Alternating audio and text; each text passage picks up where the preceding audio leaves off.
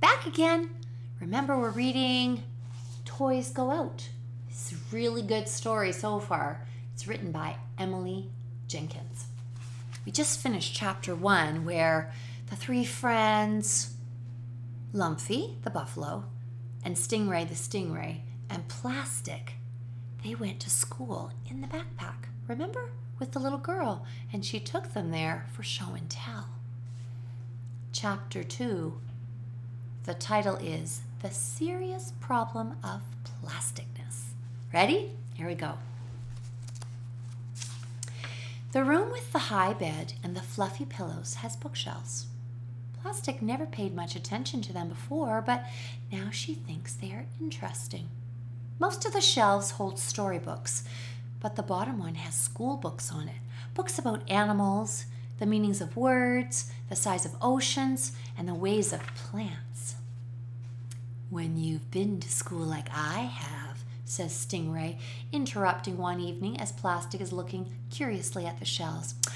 When you've gone to show and tell and seen the classroom and all the important things they have in there, then you know that books are a place to find out truths. Truths, says Stingray, positioning herself proudly in front of the books. Or, pipes up Lumpy, who's watching the sunset from the windowsill nearby. If we want the answer, explains Stingray, as if she hasn't heard him, we can look it up. Truths like these are in books. That's what you learn at school if you've been to school like I have. We were all at school, mutters Lumpy, still on the windowsill. Plastic wants to know which book would have that truth inside, about 2 and 2. A book on money, says Stingray. It tells you how to be rich and famous, and how to fill up your really big swimming pool with liquid gold, and how to eat expensive chocolates for breakfast, and have banquets for hundreds of your best friends, and swing from chandeliers made from diamonds. Also, how to count numbers together, if that is the kind of truth you are after. How is that a truth? Calls Lumpy. Okay, a fact then. Facts are in books, if you've been to school. Ahem, coughs Lumpy. I was right there next to you. Don't you remember? Where? At school. Time for bed, Stingray says importantly. The little girl comes into the bedroom, lifts her up to sleep on the high bed with the fluffy pillows, while Lumpy and Plastic stay right where they are. Let's find the book on money, suggests Plastic when the lights are out and both Stingray and the girl are asleep. Lumpy makes a grouchy noise. Now that it's night and the little girl can't see him moving around, he wants to go down the hall to visit Tuk Tuk, the yellow towel, who lives in the bathroom. Tuk Tuk always has something interesting to say. She sees a lot of strange behavior in her life as a towel, although she doesn't get out much. Lumpy particularly likes to hear about toothbrushing and fingernail clipping, things he is not sure he properly understands. I'm busy, he tells Plastic. So Plastic tries to get the one-eared sheep to look for the money book. Is there anything about grass in it? Sheep wants to know. I don't think so. It's the truths and facts of liquid gold swimming pools. Anything about clover? Probably not, Plastic is forced to admit. If it's not going to be interesting, I'd just as soon skip it, Sheep says kindly, and she goes to play marbles with the toy mice. Plastic looks at the books by herself, reading the titles on the spines. One explains the meanings of words. One is full of maps. Another is about the wonderful world of plants. But there isn't any book on money or gold swimming pools. And even if there is one, Plastic couldn't pull it out from the shelf. Only one book lies open on the floor so that she can see it and read it. A book about animals with pictures and details about how they live, what they eat, and where they sleep at night. Plastic finds the part about stingrays. They live in the ocean and flap their flipper wings like birds in the sky. She reads about sheep and how their woolly coats get shorn. She reads about mice, who are part of the rodent family. And she reads a good deal about buffaloes and how they run around in herds. Ooh, she realizes, I can read about plastics. But plastics aren't there. She looks again. They still aren't there. Then Plastic goes page by page through the animal book, looking at every picture of every single animal. None of them looks like her. Ladybugs are round and red, but Plastic doesn't have wings like a ladybug.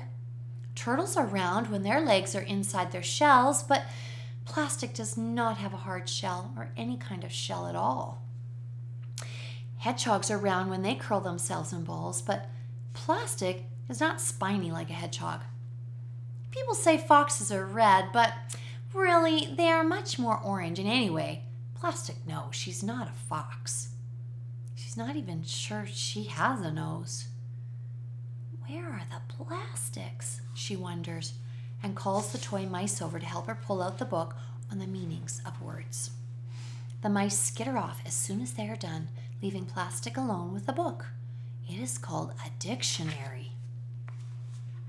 She finds the P's and reads, Plastic, a material produced by polymeric something or other. Oh, very long word. But where do we live? Wonders Plastic. I mean, what do we like to eat? She reads on. Plastic, capable of being shaped or formed. Also artificial. Plastic doesn't know what artificial means, so she looks that up too. Fake, says the dictionary, not natural. Artificial doesn't sound nice at all. Plastic scoots under the high bed and doesn't come out for several hours. When he gets back from visiting Tuck Tuck the towel, Lumpy finds Plastic and crawls under the bed next to her. There they are. There. See, they're under there. There's the quilt. And you can see, oops, sorry. There you go. There's Lumpy under the quilt. And right there is the dictionary. Did you know the little girl puts a piece of waxy string in between her teeth every night before bed? He asks. It's called dental floss. No, Plastic didn't know. I wouldn't want string between my teeth, says Lumpy. Plastic is not even sure she has teeth. Especially not with wax. Well, maybe it feels nice, suggests Plastic. I mean, you never know until you try. I know without trying. Well, could it be a cleaning thing? Since she does it in the bathroom.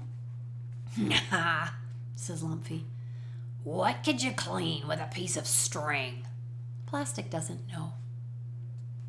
All this cleaning, I don't see what it's about anyway, Lumpy adds. Plastic tells Lumpy about the dictionary and how it says that plastics are artificial. Lumpy scratches his ear and turns around 3 times in the spot where he plans to sleep. You don't say what you really think, he finally says. You pretend everything's all right when it isn't. So? Well, so that's artificial. Well, what about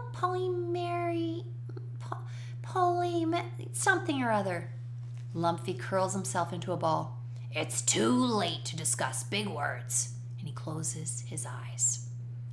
Plastic is the tiniest bit angry. Real buffaloes are interested in other people's problems, she says. Real buffaloes don't sleep when someone is talking to them. I read it in a book. Lumpy lifts his head. His face looks nervous. What do you mean, real buffaloes? Suddenly, Plastic feels like she isn't being very nice. And whatever plastics are, she wants to be a good one. Nothing, she answers. Never mind. I need to know the truth about plastics, Plastic confesses to Stingray the next morning as they are sunning themselves in a square of light on the shaggy rug. I can't find it in a book. What do you need to know? Asks Stingray kindly. I'm sure I can answer. Their natural habitat, says Plastic, and what they eat, and whether they are birds or fish or mammals. Mammals, definitely, answers Stingray, who doesn't actually know. They're very furry plastics, and their natural habitat is the frozen tundra, where icicles grow up from the ground and the wind whistles and it's dark 30 hours a day in the winter. The plastics live in igloos that they build with their teeth, and they eat whale meat and also seals and walruses that they catch and swallow whole. Does that help? I think that's a pretty thorough answer. Yes, thank you, says Plastic with a bit of a sniffle. I just wonder, she mentions, I'm not very furry. You probably lost your fur in an accident, says Stingray. It doesn't look bad at all, though, really.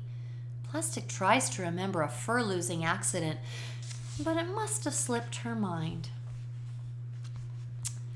After 7 hours in front of the television, Plastic is confused as ever. She has watched 4 cooking shows, 2 soap operas, endless commercials, and 1 after-school special. She knows that there are plastic cups, plastic forks, and containers, and that these things are very useful for taking on picnics and freezing leftover stew, and that a delightful tofu marinade can be made with only 6 ingredients. She also knows there are plastic toys. May contain small plastic parts, the commercial says, not suitable for children under 3. And there's plastic bags. But she hasn't seen any of the plastics eating whale meat or living in igloos or growing fur, though maybe the fur's hard to see on the small television screen. In any case, all the plastics look different. Most of them aren't even red. There isn't any herd like there are herds of buffaloes. The plastics don't build dams or collect pollen or live in tunnels. They do appear to be famous, and yet there are no plastics to whom plastic feels connected. None of them seem to have anything in common besides their plasticness, which isn't much. For 4 days and 4 nights, Plastic feels unbouncy. She doesn't play marbles with the one-eared sheep. She doesn't make jokes with the rocking horse in the corner. And she doesn't play I doubt it with Lumpy or checkers with Stingray. She looks out the window by herself and thinks about plasticness. On the 5th night, Plastic remembers Tuck Tuck. The towel knows about dental floss and fingernail clippers. Maybe she knows about plastics too. Plastic has only met Tuck Tuck once before. She feels embarrassed as she creeps down the hall and stops outside the bathroom door. Maybe Tuck Tuck will not want a visit from a small, confused Plastic. After all, she is used to large and furry friends like Lumpy. But Plastic can't go on anymore, staring out the window, doing nothing at all. Slowly, she enters the bathroom. Tuck Tuck is lying in a pile. The nightlight in the bathroom glows a comforting pink, and the air is still warm from the little girl's bath. Excuse my appearance, says Tuck Tuck, who can't get around on her own. Plastic, isn't it? I'm always like this after the bath, damp, on the floor. I'd like an iron and a fold, but this disarray is all that can be managed. I'm glad to see you nonetheless. Plastic begins to cry. Tuck Tuck seems like everything a towel should be. So nice, so floppy, and just so very towely. Oh, Plastic, soothes Tuck Tuck. There. Come wipe yourself on my corner. I don't mind.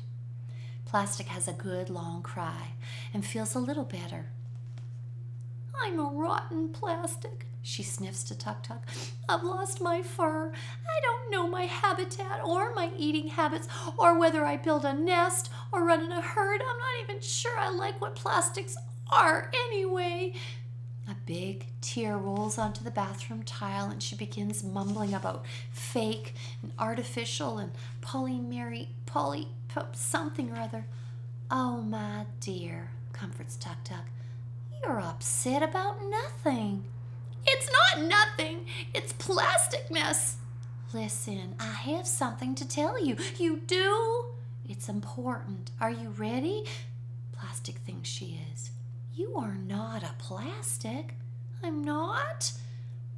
Plastic isn't sure if she's happy or Plastic is just your name, says Tuk-Tuk.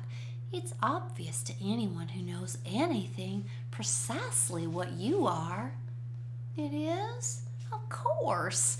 You are a rubber ball. I am? I've seen balls before you, and I'll see balls after you. A ball is what you are, says Tuk-Tuk. Tell me, do you bounce? Yes, cries Plastic. I do! And she bounces one very high. Bounce for show. Whoop! Choo! And do you roll? Oh, yes! Plastic rolls around the bathroom until she crashes into the base of the toilet.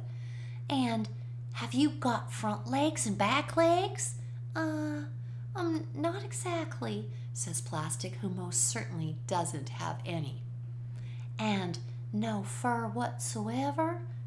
No, that's normal for a ball, you know. Here she is. You see, Plastic, she's bouncing. Whoosh, boom, and there's Tuk-Tuk right there. See in the bathroom?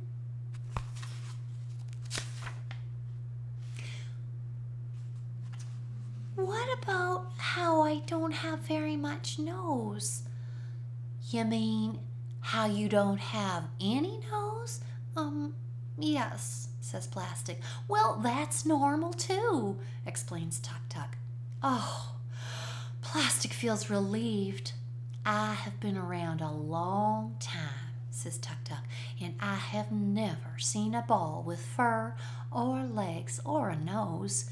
You're a ball, Plastic, says the towel, wrapping her terry towel corners around her friend. And don't let anyone tell you different.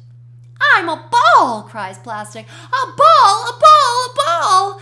Suddenly she feels bouncy again, really, really bouncy. She jumps in the tub and rolls around super fast. She bounces herself so high she hits the ceiling. A ball!